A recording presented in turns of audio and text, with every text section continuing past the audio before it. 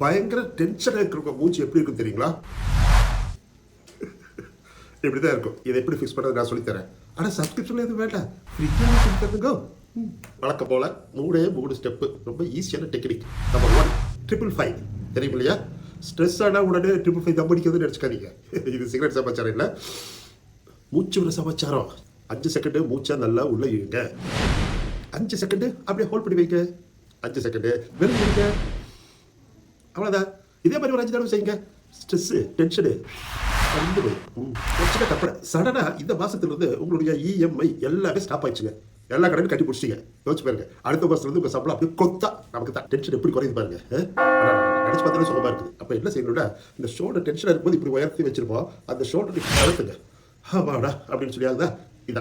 இதுதான் ஸ்ட்ரெஸ்ஸை குறைக்கிறதுக்கு 2வது ஈஸியான வழி. Life is very beautiful. நம்ம கண் இமைகளை வந்து பட்டமிச்சு படம் நடிக்கூடாது. நம்ம இந்த ஹீரோயில எல்லாத்தையும் இம்ப்ரெஸ் பண்ணுறதுக்கு பேஸ் பண்ணி எல்லாம் பண்ணிட்டு இருக்காங்க.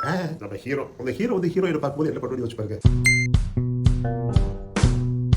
இப்படி ரசிக்கிற பார்த்தீங்களா? அதான் கண்ணு இமைய ஸ்லோவாக மூடி கொஞ்ச நேரம் வச்சிருந்து அப்புறம் தான் திறக்கணும். டக்கு டக்கு டக்கு டக்குன்னு அடிக்கூடாது. ஓகேவா? ஆனால் அதே சமயம் கண்ணில் ஏதோ தூசி விழுந்துருச்சு அப்படிங்கிற மாதிரி கண்ணை போட்டு இப்படியெல்லாம் பார்க்கக்கூடாது. அதெல்லாம் ஒத்துக்க மாட்டேன். 2 கண்ணையும் மூடி மெதுவாக திறக்கணும். அவ்வளோதான். ஓகே, இவ்வளோதாங்க.